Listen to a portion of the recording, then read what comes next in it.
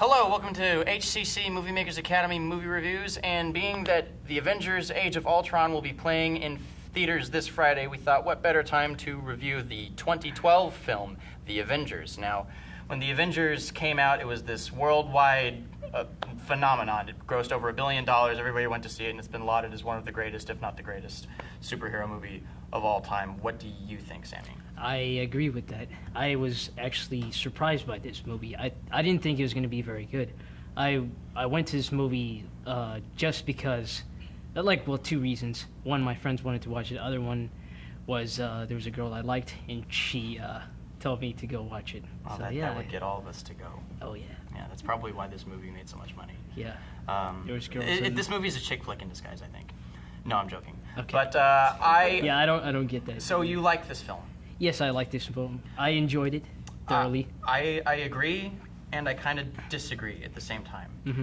Because I make no secret of my animosity towards the Marvel films. When I watch a Marvel film, I feel like I'm looking at an impervious character saying mildly witty dialogue while they regurgitate the same action set piece over and over again. Mm-hmm. But with The Avengers, I was interested in seeing it because I wanted to see how Joss Whedon was going to go ahead and take all these larger-than-life characters and make them gel on an even level. And they did really well. In that regard, they did it flawlessly. They put these characters together. They had very good chemistry together. They were arguing, they were joking around, putting each other down. Hey, I'm better than you. I'm more powerful than you. I'm smarter than you. I'm more stronger than you. Whatever. Yeah, I think this movie shows that the Avengers probably work a little better together than they do separately. I agree with you on that, because this movie actually got me interested in watching all the other movies individually. The Thor and Captain America. Captain America.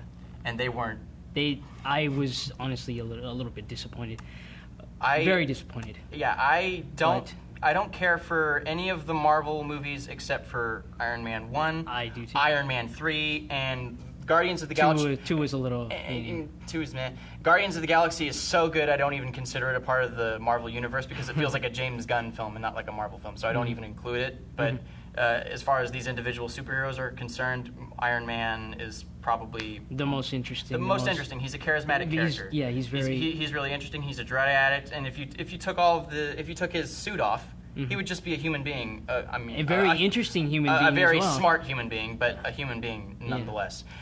My big problem with the Avengers is the exact same problem that I have with almost all of them, with almost all of these Marvel movies. It's that I don't care about these characters. I don't either. In the slightest. Thor, the character seems very dull. He's a flatline. He's flat. Captain America. He only interesting. He's got a neat backstory, but they don't delve into it as much as they could. And really, the only interesting stuff you get out of him is when he's doing the fish out of the water stuff, where he's trying to catch up with, the culture. Yeah, around him. they throw in a lot of good humor with that. But other than that, his character is predictable and uninteresting. Yeah. I wanted to see more of Hulk. Hulk was used appropriately in the Avengers. He was used appropriately. Like all the best moments, everybody will tell you it was Hulk doing the thing with Loki, or the punch at the start of the big battle at the end of the movie. Everybody will say that the best moments in the Avengers revolved around the Hulk. Yeah. But we didn't get to see much of him, and that was disappointing. That was disappointing.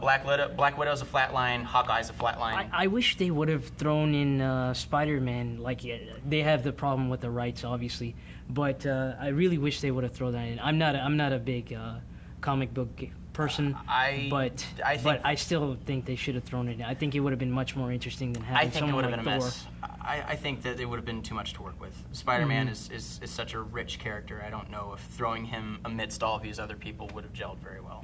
So I think he would have had good chemistry with Iron Man. Perhaps they seem to have the same sensibility, but I think that would have been too much. My main issue is a really cynical issue.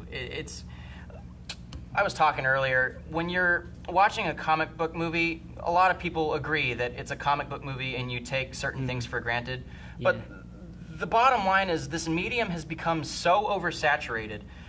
There's so many superheroes. There's so little to care about anymore. Ironically, there hasn't been a story that hasn't been told already. Well, I mean, what I mean by that is, being that there's so many superhero movies, we know what's going to happen next year. They're going to come back. So whatever antics they get into in the Avengers, you know, it might be some engaging action sequences, some witty dialogue, but nothing bad is going to happen to them.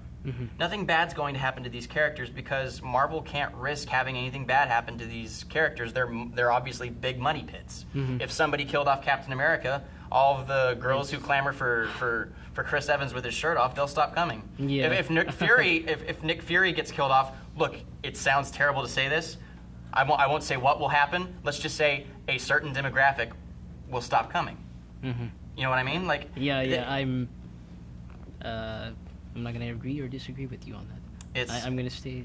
It's become a Change the topic. The topic is it's a big industry. It's a big industry now, and it's a big business. And these movies feel like they're made by bean counters. Yeah. And not filmmakers. They feel like people who had to check off a list made these movies. Yeah. That's what I think. It's just I didn't expect there to be this much humor in this movie, and that's what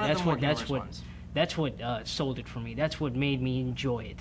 I mean, we've seen, as you said, we've seen all the superhero stories. We've seen, you know, some of them can fly, some of them, you know, they do whatever they do. They have their superpowers, or, you know, their brains, and, you know, they make something, you know, like Iron Man.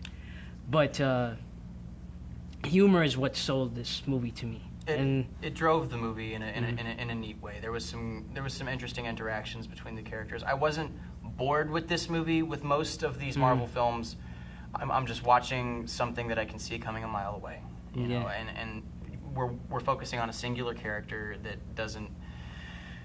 doesn't really drive you home. You have Captain America coming to terms with not being in his time period. He's out of place. He doesn't get the world. And we get it. And there's only so much you can do with that for 2.5 hours. Yeah. So with this movie, it takes all of them and puts them together. So when you're done with one person, you can focus on somebody else. Yeah. But and it switches through them very seamlessly. It does it very well. It switches characters. Yeah, and it's very evenly balanced, and you got to give Joss Whedon credit for his abilities. For so many large characters, and it doesn't seem overwhelming on any character. The big issue with any particular character with the upcoming film is will they be able to keep that up? Well, I'm pretty sure they will, but now that I know they'll be able to keep it up, that's not what I'm clamoring for.